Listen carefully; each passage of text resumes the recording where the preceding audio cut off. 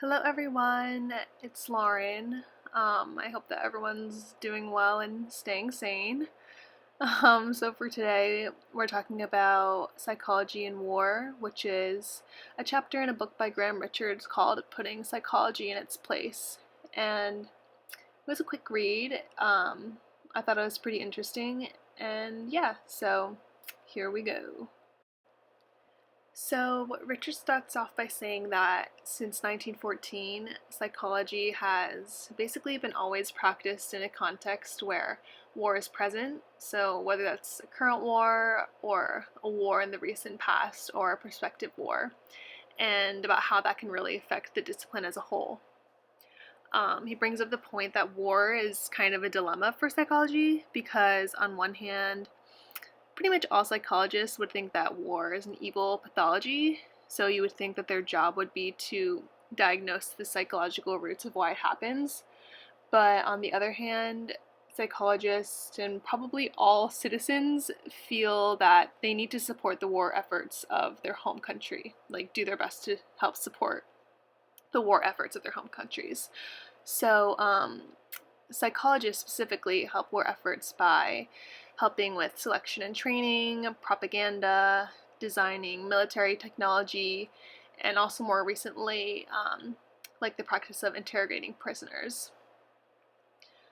So, for like another point, we've talked about this in class a lot already, but psychology really wants to be a hard science, and so he also brings up the point that the field has welcomed the opportunities that war brings because it provides the field with a lot of scientific funding and research opportunities.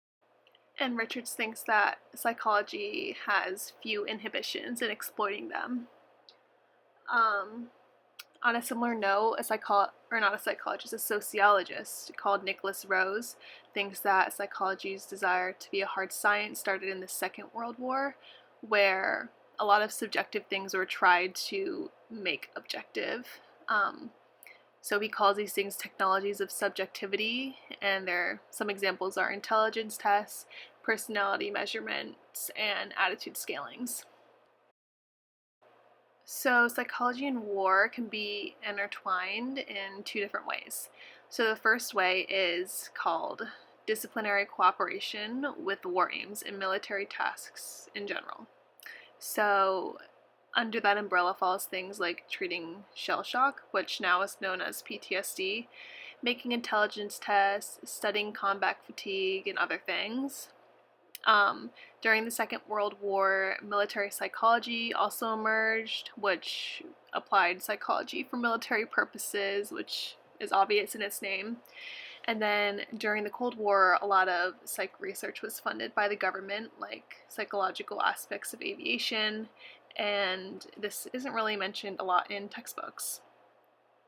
The second way that they're intertwined and relate to each other is trying to diagnose the psychology roots of war. I can't say psychology. Trying to diagnose the psychology roots of war. So there are traditional instinct theories, Freudian theories, behaviorist theories, and ethological theories. But in general, it seems as though psychologists do agree with JFK and his view that war begins in the heart of men. Um, Richards explains how there's a risk for people to use psychology to divert attention to economic or socio-structural things that can cause war, because if we find out that war happens because of a flaw in human nature, then technically everyone is guilty, and so nobody is responsible. So, going back to the big question, what are war's psychological roots? People have different opinions, but they all kind of come back to the same idea that maybe modern wars are not rooted in individual psychological processes, but in socioeconomic ones. Richards further explains that in this day and age, countries don't really need aggressive behavior to do well in war, and he kind of gives the example of how a bomber crew is basically the same as an airline flight crew, except the bomber crew presses a few extra buttons. And he also notes that, like the pub crawl type of aggression, is actually kind of psychologically limited because humans only get adrenaline and high arousal in a high arousal state for a short period of time. So then he thought maybe it isn't the individual. He also thinks that cognitive factors need to also be considered, and gives the example that, maybe the chance of you getting shot by trying to illegally leave the military is more likely than actually being killed at war fighting. So, in that sense, people would maybe just stay to fight. He also does note that it's hard to think that there isn't some sort of individual or human nature psychological aspect that's involved with wars. The First World War matches with the beast within model, and Nazism is maybe rooted in how German people behave and think. Maybe this isn't what he was trying to say, but that's what I got out of it. And I'm a quarter German, and I'm like, very interesting. And then lastly, he kind of came to the conclusion that the roots probably don't lie in human nature in general, but maybe more likely in the policymakers and politicians.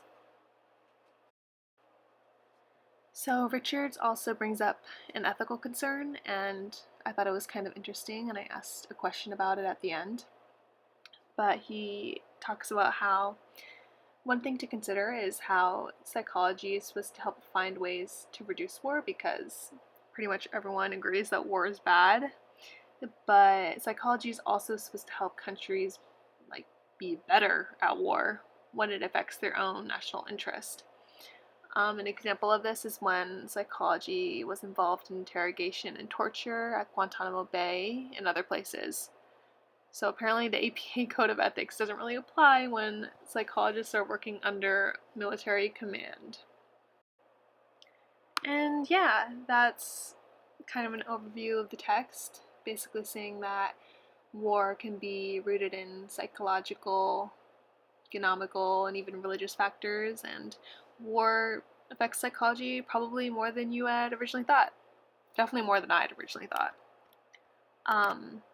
So for the quote and comments, feel free to pick a quote and do it normally, as we did on Moodle before we went remote, but if not, I have 3 questions for you as well that you can answer if you would like. So the first one is, do you think that war had an effect on psychology's desire to be a hard science? The second one is, what role does ethics play? What role do ethics play when psychologists are being asked by the government for help with interrogation and torture tactics? And then the last one is, do you think that war is a big context of psychology, and what are some implications of that?